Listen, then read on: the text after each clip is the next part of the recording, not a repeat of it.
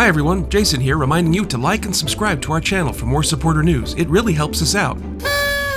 And now, on with the show. Welcome to another edition of HTN. Ted Godwin here in the studio with Ryan Arrowood. How you doing, Ryan? Doing good. Great. We got a lot of things for you tonight. We're going to talk about the Canada-Honduras game, so the game itself, plus issues around the game. Then we're going to get into a little bit of the CSA, some PFC news, maybe review the local cup action from this weekend. And I think finally our last one is going to get the big news out of the CRTC and One Soccer. So nerddom galore for you soccer fans. It was a big week for national soccer stuff that happened. Like, I was thinking it was going to be a kind of a slow news week, but then all of a sudden, like, different topics and a lot of different things started happening everywhere. Yep, it was great. And to start us off, we'll talk about that 4-1 win over Honduras. I got to say, did you have a chance to see the game, Ryan? Saw some of it, and once it was X amount ahead, I was like, all right, I got a few other things to do, and then I ended up watching the highlights a little later to get the rest of the end of the game. Yeah, it was good. This was a win to advance scenario for the Nations League. Yeah, this is fantastic. I think it was nice to start the game. They had a little pregame recognition for Atiba Hutchinson. He came on during the game. That was his 103rd game for Canada. Wow, so it's up there. He's been there. 100 caps is a pretty big. Yep, a century. Pretty big one. It's a century, and I remember seeing olden days pictures from the 70s when they actually used to give real caps. Yeah, and they would line them all up with 100 kids wearing the caps. So, hey CSA, there's a promotional opportunity for you. You can have that one for free.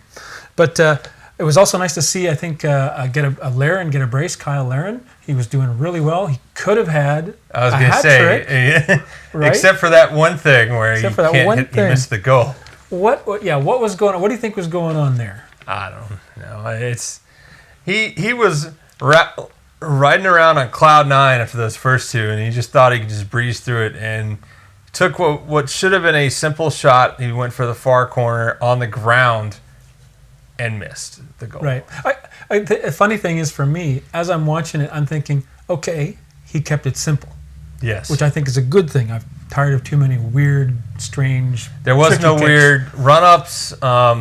He wasn't going for like top corner, impossible to save. Yeah. He was just going, I'm going to go for this corner over here, and he just missed it. He looked really confused when he missed too. And he's like, what happened? And I'm like, you missed the goal. yeah. But in the end, of course, it didn't matter.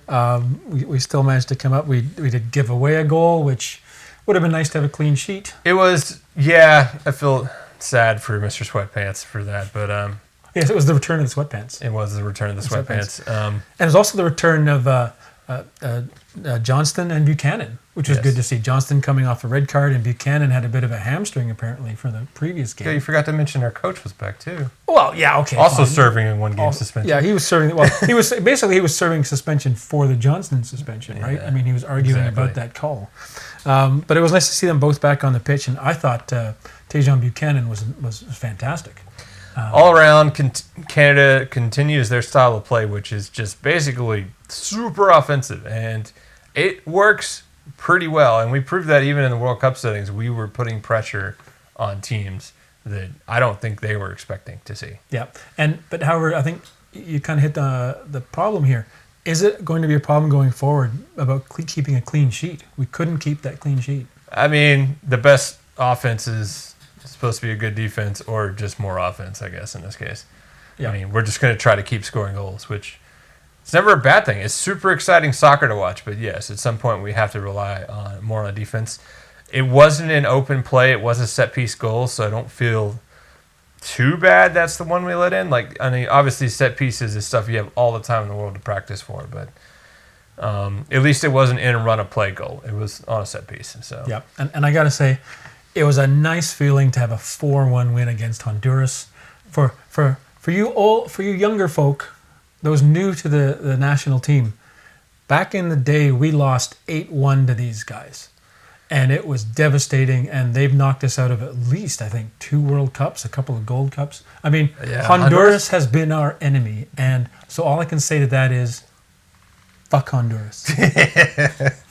Well, they are a tyrant in CONCACAF. They definitely have played with all of the big teams in CONCACAF. They're usually right below there, And they play good spoiler candidates because they literally, as you just explained, have knocked other teams out of World Cup contention multiple times and been right on the cusp of being there themselves.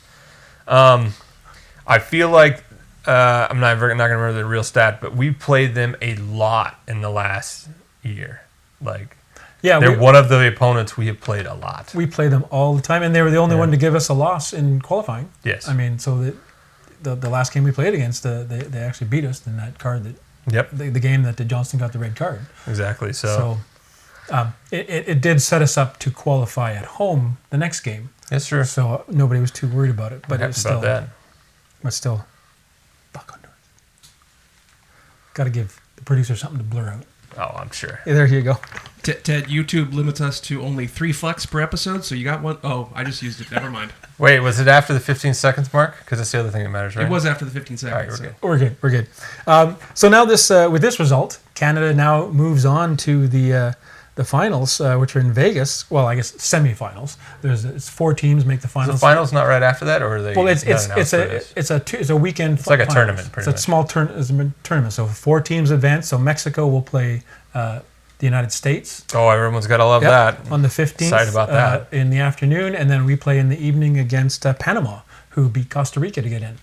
So I'm hoping. I'm thinking. What do you think? Canada Mexico final. Mexico's not good right now. Okay. I mean, look, you're playing the U.S.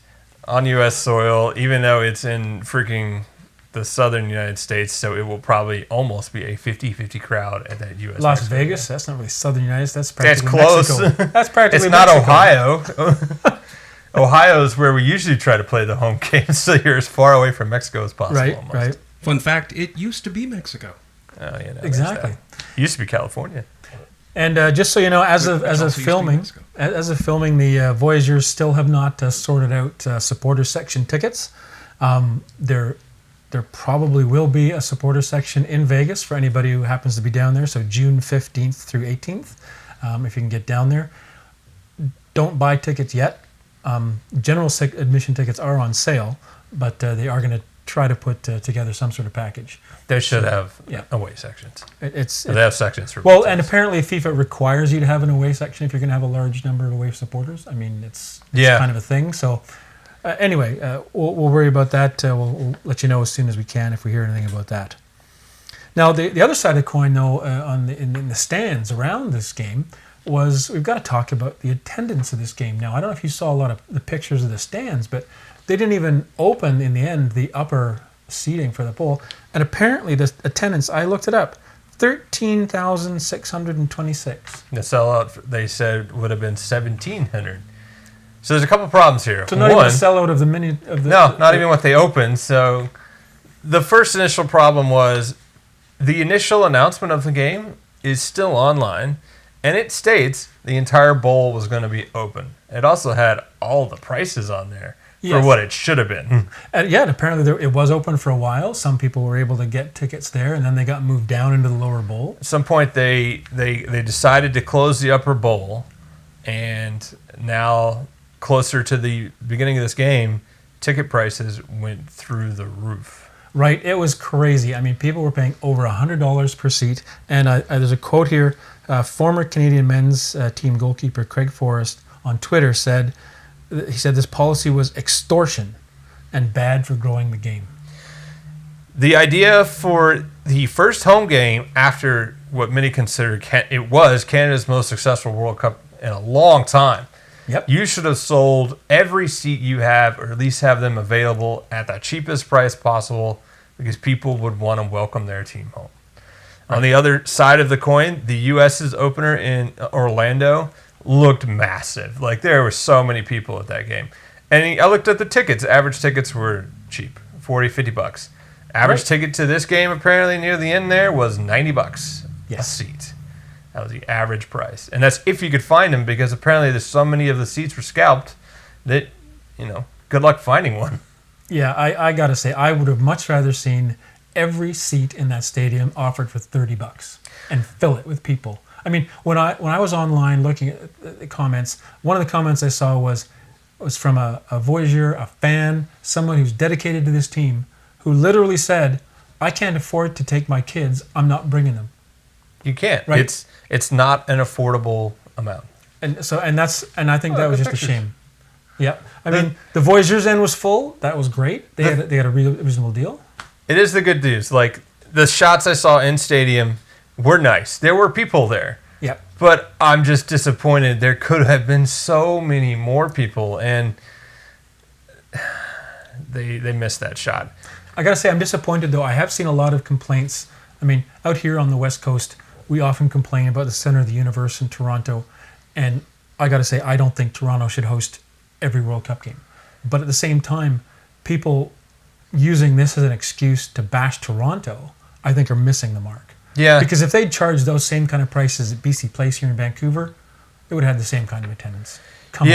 It was sort of a big miss, and it did bring up the thing of, for a national soccer stadium, like most other countries, specifically European, have like a main soccer stadium. Yep. They play most of their games in. The United States is also in the same boat. They float all over the place, but it's because they have lots of good quality stadiums to choose from. And for some reason, we always choose Toronto. But we have multiple options. And in fact, like the lead up to the World Cup, like they showed the amount of games, they weren't all played in Toronto. We played them all over the country. And there are other soccer stadiums that exist now and other places where these games could be taking place. If you're only going to have 13,000 fans, you could play that almost in there's CPL stadiums that could be playing with that amount. Like, there's no problem expanding to 13,000 seats. Like, that's nothing. Yes, it's a soccer-specific stadium, but if you're only going to release that amount of tickets, that could be played anywhere. Exactly. There's so many options where they could have tried to grow the game. Other places in the country where it's going to be popular, and people will be excited. The games that happened in Edmonton, I was told those were bangers, because those were the lead up to the World Cup, and they were busy, and people are excited, and it brings soccer to places it's not usually at. So while we're on this theme of bashing the Canadian Soccer Association, let's join in with let's pile on with the government. Today, just today, executives, I think former executive Bontis in particular was testifying. This is your Bontis update from last week. This is the Bontis update, right? Well, he was actually appearing before the Standing Committee on Canadian Heritage. It's quite the name. And apparently you actually got to watch some of that today. I did. I had it on in the background and listened to them talk. And Canadian government coming from the States is pretty boring. And, man, I'm not good at Robert's Rules of Order, but this was something to watch. I also watched them spend the first 20 minutes just letting everyone introduce themselves, which was them reading off a giant script and wasting as much time as possible. And so I only actually saw a few minutes of actual questioning, half of which was filled with them trying to get a question answered by the FIFA representatives of how much money did you make last year? Because apparently they can't tell you that. They won't tell you that, even though people know. Well, this is why one of the reasons that Vancouver almost didn't get into the 2026 World Cup bidding, because when it came down to it, the BC government said, if you want us to put our bid in and put our money forward, you got to tell us some financial numbers. Yep. And they didn't even ask for financial numbers of FIFA. They simply said, what are the numbers you expect us to pay? Like, what is the cap? What is our liability as a government providing security and facilities? Yeah. And FIFA wouldn't even tell them that. So they said, okay, well, I guess we can't fill out our application then, because whatever. So, yeah, FIFA has a long history of keeping this stuff to itself. But I didn't feel as bad about it as much as we bashed the guy this week. We find out one of the reasons he apparently didn't appear before this committee earlier in the week. A bit of a sad story. He apparently was being stalked online by a guy. Oh. And then that's not the sad part of the story. The sad part is the guy committed suicide before they could arrest him. It's a really weird story that came out of nowhere that Bortis pretty much retold at this committee. And I'm like, where did this come from? But at least he explained why he was absent from the first time they tried to get him to appear a week ago. Or less than a week ago. Well, but speaking of getting him to explain something, he made a quote a while back that basically talking about, what was it, Christine Sinclair was bitching about? What you want to... Did he talk about that? She was apparently in this meeting with Christine Sinclair, the greatest Canadian soccer player I think that's ever lived at this point. And they were in this meeting, and airing grievances. I'm pretty sure the meeting was mainly to do with the pay discrepancies they've been fighting for. Same thing as the states.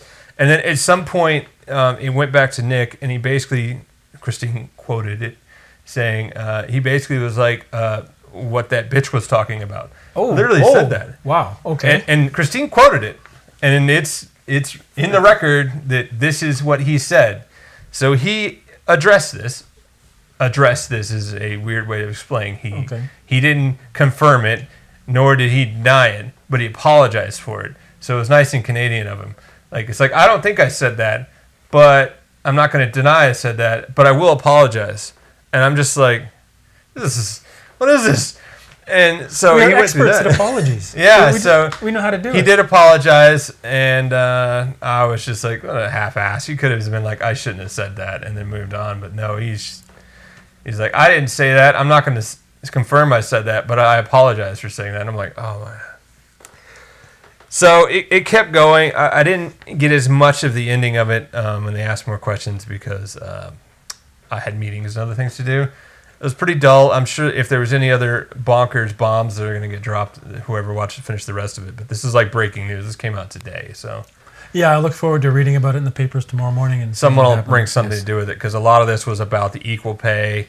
There was a lot about his resignation from the thing.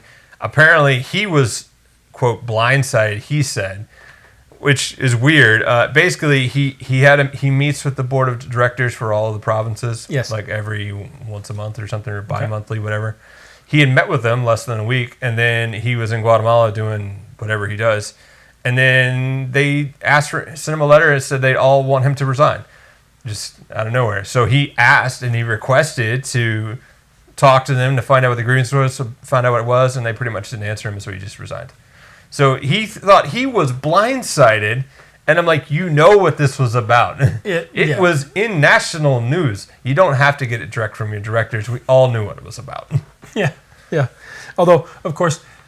It feels very much the classic in English football has always been the board gives a vote of confidence to their manager about a day or two before they fire him. Yes, right? So it was kind of one of those things.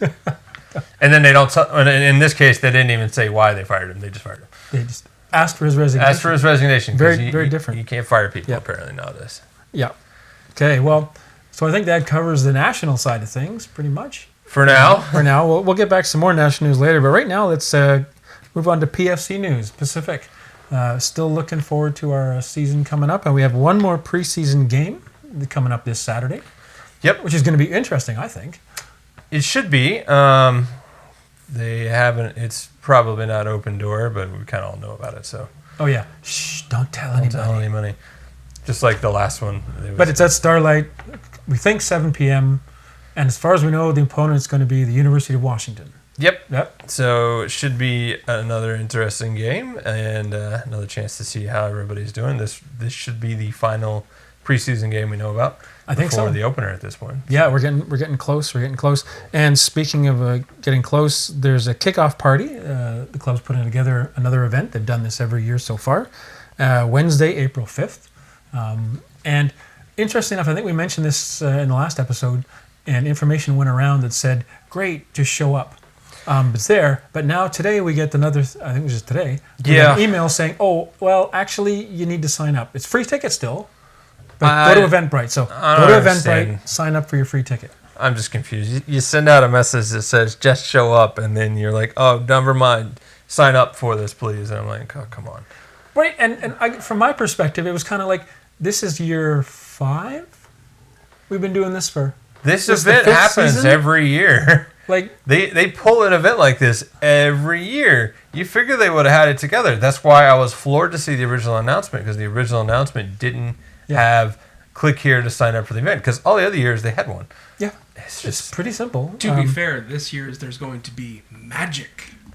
Oh God, is that really true? Because it Jason looks like Vernes or something. Is that his name? Yeah. Jason Verners. It looks like a little magic wand. And that's what I want at my season opener party, is a magician? Magic. Well, maybe he'll pull goals out of my ass. I don't know who... But I was really confused. there's on just some things hopefully we're looking who's for. getting this favor for? Yeah, and this event though, hopefully we'll see some things. Like we're still waiting for a new kits, so maybe the kits will be revealed that night. Maybe we'll get some new signings finally done up. Yep. For those of you who watched last week's video, you might have noticed some new faces. So finally we'll be able to put some names to those faces.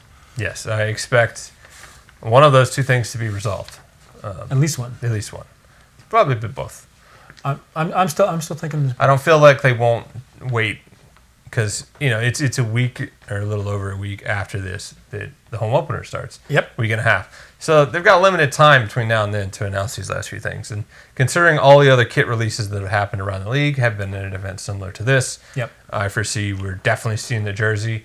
How much they give us as far as the new players, probably. Yeah, I think everybody's pretty much released their kits, haven't they, so far? I think so. I think we're one of the last ones. The last one I saw was Vancouver FC, and okay, I already hate them. Oh, I like how I was right. I'm going to hate them, but I gotta say, Vancouver FC's away kit actually looks hoops? pretty nice. Yeah, It was what I was saying last week. I was like, nobody's done hoops. And Yeah. then, of course, yeah, the team I really don't want to does hoops. Now, fair enough. Their first kit just looks pathetic. Which is gray, It's isn't just it? freaking gray or dark gray. Like, yeah. okay, but that hoop kit. Oh, I'm sure it has It's some like kinda subtle sweet. details when you're 2 feet away or a foot away you can see. And, Forget the subtle details. Yeah. Everyone Anyway. loves those subtle details. So yeah, I guess we'll look forward to those beautiful red and black kits. Getting Yeah, at this point, stomped the on. biggest mystery is to see what our home kit, our white kit, looks like. That's actually the one that's a mystery. Yeah. I mean, the purple one could be not the one we think it is, but it probably is. Yeah. So that's really about the only big mystery left. I think all the rest of the teams are done, so we're last.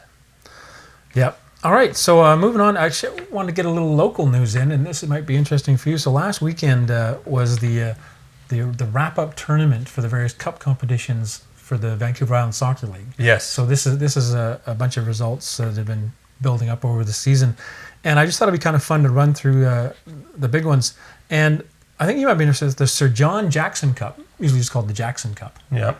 This was started in 1915. Wow. This cup tournament, I mean, I think there's a couple of years there where it might have had some, Yeah. didn't get played or something, but it has been going on since 1915. Vic West won it again. They've been a regular winner this year. Yeah. And Jack Garner plays for Vic West, won the Denny Gervin Memorial Trophy for MVP for the tournament. Nice. Then there's the Tony Grover Masters Cup. That's awarded obviously to the old guys. Old guys. The old guys. That was won by the Couch and 49ers. We got 49ers here. As an American, you know that. I know that term. Yep. Alex Hyland Award, which is MVP, went to Jesse Winter, playing for the 49ers. And the last one was the George Perks Challenge Cup, won by Gorge FC. Oh, nice. Another longtime powerhouse team. The Kjell Bodsgaard Award MVP for that team was Aiden Way for Gorge.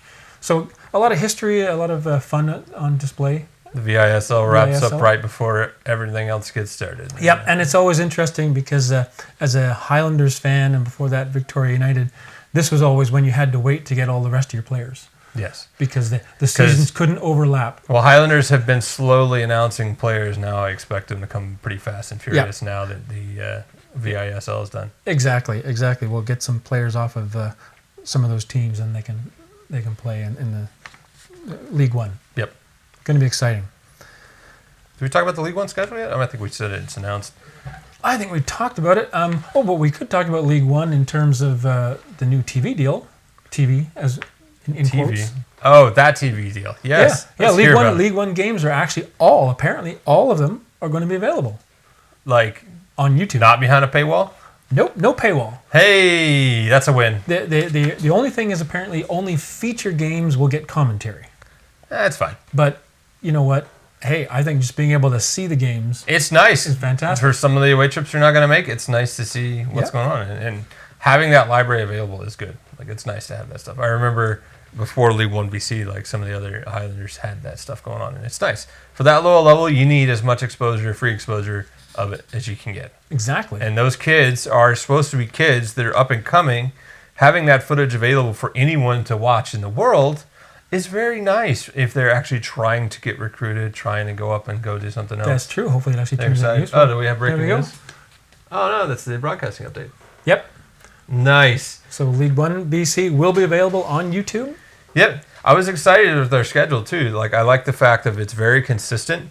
It's usually a weekend at 2:00 or whatever I think it was. It's 1:00, 3:30 is our set games. Every Yeah, week. it's fantastic. Crazy. It's Yeah. nice. If the No game's crazy here- like Friday nights or Tuesdays, or it's a pretty set kind of rotation. It's very nice. for home games, yeah. Yes, for the home games at least. We got that one worked out. I'm very happy about that because makes it a lot more consistent to try to get to the games and no wackadoo schedules. Excellent. Last thing on our agenda was the CRTC. So we're coming back into the national realm here. Again. A big announcement, or rather a big decision, has come down in part from the CRTC, which is not the same as the Heritage Committee that you were talking about earlier. But the CRT is actually the regulator for Canadian broadcasting. Okay. And they're trying to stick their nose in everything. But one of the really important things they do here in Canada is regulate what gets on cable TV. Yes. Because they're basically monopolies. So the government steps in and says, well, you have to run it fair. You have to be... Well, the monopoly is, or their channels imported from the States. Yeah, exactly. Pretty much what I know about Canadian television. But then there's lots of, they make the rules up that says if a Canadian network is showing an American show at the same time an American show is on one of those channels, Yeah. that's why you get it switched over. I don't know if you ever noticed this, but if you're watching ABC on your cable and that show comes on, it'll suddenly switch and you'll be getting the Canadian feed. Okay. So that's why you get CTV and CTV commercials or whatever. I like seeing highlights and seeing like 3 or 4 different logos on one stream or whatever it is, because whatever, like I'm watching a game on TSM, but then I can still see the ESPN in the bottom or whatever it is. That's another thing entirely. But the interesting thing about because they can't get their own feed. Yeah, I know. Yeah, just pay for the feed. I love it when the feed says this broadcast only in the United States. And it's still you're on watching TSN it in Canada? In Canada, yeah, whatever. But the interesting thing about the CRTC is that they decided that Rogers' decision not to pick up One Soccer on cable television gave an undue preference to both Rogers and other streaming services similar to One Soccer, while also causing a material adverse impact on Timeless Incorporated, Canadian sports fans, and even on the achievement of certain objectives of the Broadcasting Act itself. This is from the decision. Now, what's interesting is they basically slapped them on the hands and said, look, you're not playing fair. You're prioritizing your product versus One Soccer. Yes. And they've given them, at this point, they now have about a week and a half. Rogers has a week and a half to respond, which could mean we get One Soccer on basic cable, unlike what it is now on some systems. It's on Fubo. Yeah, I kind of put it as it was like the mom came in and grabbed both their kids being TELUS and Rogers, and it's like they basically looked at Rogers and say, you see what TELUS is doing? You need to do that. And that's pretty much how this went. Yep, yeah, and TELUS was all in TELUS on is already showing this. Like, they didn't let this get all the way to the regulators. They had already started showing One Soccer, and Rogers was being a stick in the mud about it. And now they're getting told, you have to change it. And you were talking earlier about getting exposure and getting more playtime on the air. Well, this could actually lead to CPL. This is good for soccer in general because One Soccer is not just CPL. I mean, that is their biggest candidate, but they have other leagues and other soccer they show consistently. Yeah. And having that available to what amounts to basic cable subscriptions is going to be good. And it's better for the sport to see more international soccer and at-home soccer. I think so. Having that open and available for anyone that the cable subscription turned on. We got news? Oh, that was the One Soccer subscription prices. Because, One Soccer's cool. They're not a sponsor, but I want to see them do well. So We all want to see them do well. I mean, they are a big reason the CPL is what it is right now. We need One Soccer to do well. There's been many other founding leagues like this that didn't have a good enough broadcasting. Hell, MLS is still trying to figure out their broadcasting. Although I will say, apparently the Apple Plus TV deal that MLS has going is the best thing they've ever done. Oh, okay. Because for a long time, MLS broadcasting streaming was a disaster. So this is the best they've ever done it. And it's actually more similar to what you're getting out of One Soccer. Is this the funny part? They're basically doing what One Soccer was already doing, except for they're putting it under Apple Plus instead of their own One Soccer platform. Like, it's all in one place. It's all accessible for one low price. It includes other features for the teams and whatnot, not just games. Okay. it's the same thing. It's just it took them forever to get there. The MLS has been around a lot longer to get to what we already have in One Soccer. Interesting. And I find it fascinating that they've been on for a while now. I have an Apple TV subscription, and I'm watching Ted Lasso. Well, but I haven't turned on an MLS game yet. But that just may be more my, I decided that MLS is not my thing. Yeah. Can't pay because we're going to beat them. It's the Whitecaps are going down. Welcome to tournament play. It's exciting. I mean, they went through a lot of quagmire. Like, they had local broadcasting rights and blackout dates and all this other crap that we never had to deal with CPL, which is the reason why supporting One Soccer is something we pretty much have to do, because it makes our sport so much more accessible in Canada. And this even improves it more, because not only do you have an easy-to-buy subscription, if you already are paying for cable, you have an easy access to the channel on just beep-bop boop, watch it on TV. Exactly. Well, you think we've covered it? I think we got most of it. It's going to be a change in pace for this next week. We've got lots of Pacific news, and who knows if there'll be more national news, but I thought this week was going to be a slower news week, and then everything nationally hit the fan, and I was like, oh, we got lots to talk about, more than I thought was going to happen. All right. Well, thanks very much. So, from the studio, I'm Ted Godwin. On behalf of everybody here at HTN, I'd like to say thank you, and make sure to like and subscribe. And hey, maybe give us a comment down below. Let us know what you're thinking. We may not do anything with it, but at least you'll feel good about it. All right? You're on the internet. Take care. It's there We'll forever. hear you next time when you hear the noise. See ya.